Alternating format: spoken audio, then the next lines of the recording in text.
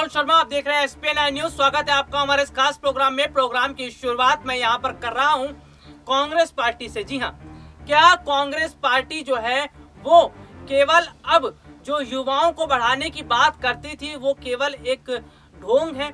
जी हाँ, दरअसल ये बात मैं इसलिए बोल रहा हूँ क्योंकि कांग्रेस पार्टी में बहुत सारे ऐसे युवा चेहरे थे जिन्हें जिम्मेदारी दी जानी चाहिए थी, जिन्हें कांग्रेस पार्टी में ऊपर का दर्जा दिया जाना चाहिए था, लेकिन कांग्रेस पार्टी ने उन युवाओं को दरकिनार किया।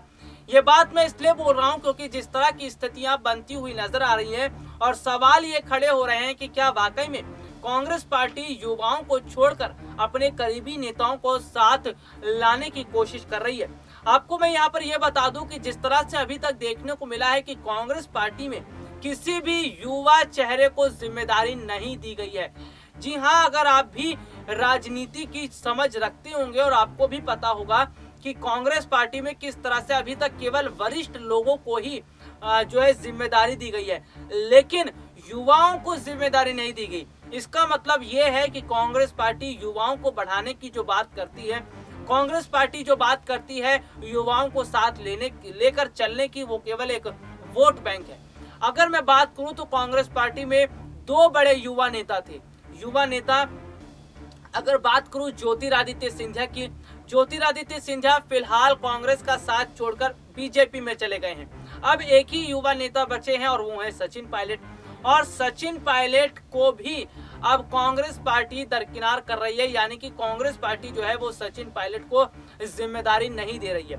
दरअसल ये बात मैं इसलिए बोल रहा हूं क्योंकि जिस तरह से अभी तक देखने को मिलता रहा है कि कांग्रेस पार्टी ने अपने ही करीबी नेताओं को जिम्मेदारी दी है और अपने ही करीबी मंत्रियों को मंत्री पद भी दिया है। तो यहाँ पर देखिए, सबसे बड़ी बात तो यह है कि कांग्रेस पार्टी अपने करीबी नेताओं को इसलिए जिम्मेदारियां देना चाहती है क्योंकि कांग्रेस पार्टी शुरू से जो है वो भाई भतीजावाद पर विश्वास करती आई है।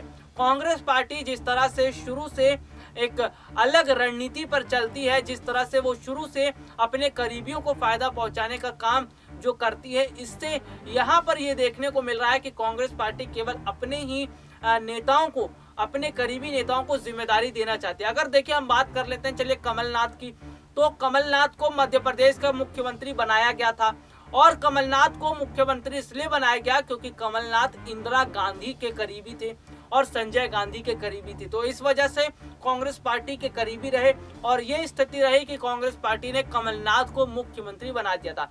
हालांकि वहां पर अगर बात की जाए मध्य प्रदेश में तो फिलहाल शिवराज सिंह चौहान की सरकार है, लेकिन मैं यहाँ पर आपको ये बता रहा हूँ कि किस तरह से कांग्रेस पार्टी केवल अपने करीबी नेताओं को ही जो है आगे लाने की कोशिश करती है। चलिए राजस्थान की बात करते हैं। राजस्थान में अशोक गहलोत है। अशोक गहलोत भी कांग्रेस पार्टी के करीबी और शुरू से कांग्रेस पार्टी के साथ जुड़े रहे।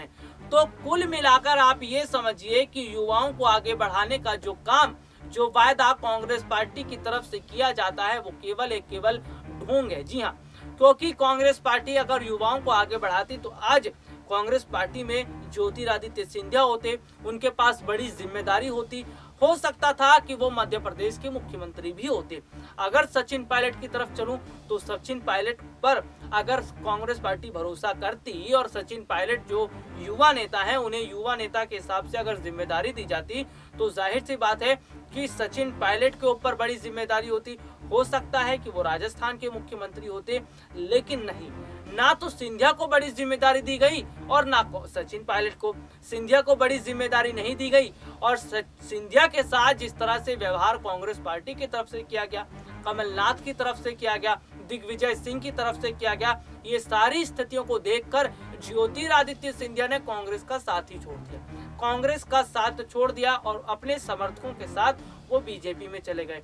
हालांकि स्थितियों की अगर मैं बात करूं तो फिलहाल जब राहुल गांधी ने ज्योतिरादित्य सिंधिया को लेकर एक बयान दिया था और जिसमें उन्होंने कहा था कि अगर सिंधिया कांग्रेस में होते तो उन्हें आने वाले समय में मुख्यमंत्री बनाया जाता, तो यहाँ पर जब ज्योतिरादित्य सिंधिया ने कहा था कि इससे पहले क्यों नहीं राहुल गांधी ने सोचा, और राहुल गांधी को लेकर सिंधिया ने साफ कर दिया, उन्होंने कह दिया कि अब सिंधिया की जरूरत नहीं और उन्होंने ये कह दिया था कि अब जो है उन्हें राहुल गांधी को जो है वो सिंधिया की फिक्र करने की जरूरत नहीं है। अब फिक्र करना चाहिए राहुल गांधी को तो कांग्रेस पार्टी की और कांग्रेस पार्टी के भविष्य की। तो ज्योतिरादित्य सिंधिया ने तो साफ तौर पर यह बता दिया राहुल गांधी को कि ना तो अब सिंधिया राहुल के मित्र हैं और ना ही उन्हें कांग्रेस पार्टी से कोई लेना देना है। वहीं अगर बात करूं सचिन पायलट की, तो सचिन पायलट भी फिलहाल तो जो है वो पार्टी आलाकमान से नाराज दिखाई दे रहे हैं, क्योंकि पार्टी आलाकमान ने सचिन पायलट को भी दरकिनार किया।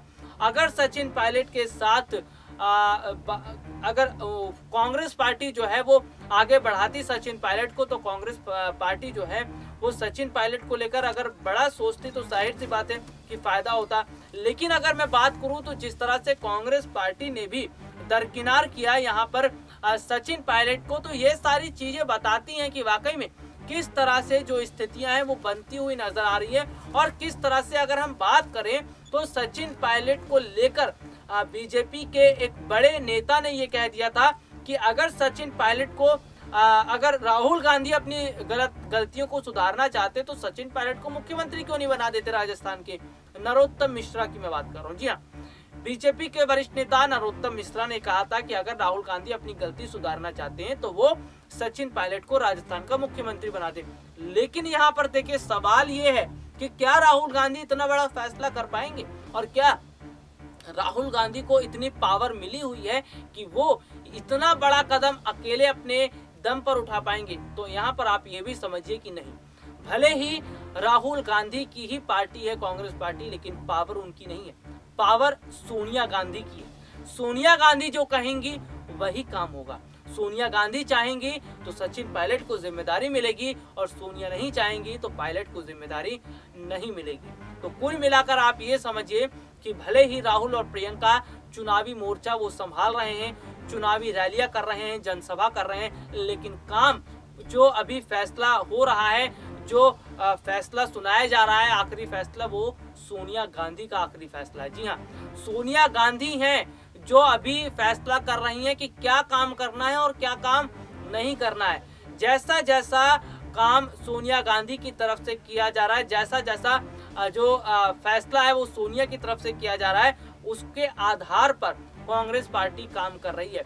यानी कि अभी पूरी पावर सोनिया गांधी के पास है और सोनिया गांधी जब तक मौजूद हैं तब तक उनकी पावर रहेगी। और अगर बात की जाए तो जो बंगाल में विधानसभा चुनाव होने वाले हैं उससे पहले जो कांग्रेस पार्टी की स्टार प्रचारकों की लिस्ट शामिल की गई उसमें भी सोनिया गांधी की सलाह ली गई थी। कुल मिलाकर सोनिया गांधी की सलाह पर ही सारा काम होता है। तो ऐसे में राहुल गांधी जो है फिलहाल तो उतनी पावर नहीं रख रहे हैं और फिलहाल उतना बड़ा वो कदम उठा भी नहीं पाएंगे। तो आपको हम यहाँ ये समझाना चाह रहे थे कि जिस तरह से युवाओं को लेकर बात करती रही हैं प्रियंका गांधी, आपने कई बार देखा भी होगा प्रियंका गांधी ने युवाओं के बेरोजगारी के मुद्दे पर कदम उठाया, बयान दिया। राहुल गांधी ने कई बार बताया कि आज हमारे युवा बेरोजगार हैं, आज हमारे युवाओं को इंसाफ नहीं मिल रहा। तमाम तरह से राहुल और प्रियंका ने युवाओं पर जोर दिया, लेकिन अपनी पार्टी में युवाओं पर जोर नहीं दिया, लेकिन अपनी पार्टी के अंदर युवाओं को ध्यान नहीं दिया गया। तो स्थिति कुछ इस तरह की बनती है कि केवल राहुल और प्रियंका युवाओं पर जोर इसलिए देते हैं ताकि युवा वोटर्स उनके साथ जुड़े, ना कि इसलिए वो देते हैं कि युवा वोटर्स जो युवा लोग हैं उनको आगे बढ़ाया जाएगा। तो यहाँ पर स्थिति कुछ इस तरह की बनती हुई नजर आ रही है कि राहुल और प्रियंका ने कई बार अपने भाषण के दौरान युवाओं को लेकर बात कही है कि युवाओं को आगे बढ़ाना चाहिए, युवाओं के भविष्य को लेकर आगे बढ़ाना चाहिए। तो इसको आप इस तरह से लीजिए कि केवल युवा लोगों का इस्तेमाल कांग्रेस पार्टी करती है। जी हाँ, ये बात मैं इसलिए कर रहा हूँ क्योंकि अभी तक आपने देखा होगा कि अगर युवा वोटर्स का इस्तेमाल कांग्रेस पार्टी नहीं कर रही तो जाहिर सी बात है अपनी पार्टी में युवाओं को जिम्मेदारी जरूर दी जाती। तो ये राजनीति है और राजनीति में किस तरह से राजनीतिक पार्टियां अपने हिसाब से अपने स्थिति को देखते हुए वो वोटर्स को अपनी तरफ करती हैं। तो कुल मिलाकर स्थितियां आप ये भी समझिए कि फिलहाल राहुल और प्रियंका चुनावी मोर्चा संभालने में जुटे हुए हैं, चुनावी रैलियां करने में जुटे हुए हैं, वो वोटर्स को अपनी तरफ करने में जुटे हुए हैं, लेकिन आखिरी फैसला जो हाई कमान का फैसला है वो सोनिया गांधी ले रही हैं। और आगे देखना यह होगा कि क्या आगे कांग्रेस पार्टी में युवा नेताओं को जिम्मेदारी मिलेगी या नहीं। फिलहाल के लिए आज मुझे इजाजत दीजिए, नमस्कार।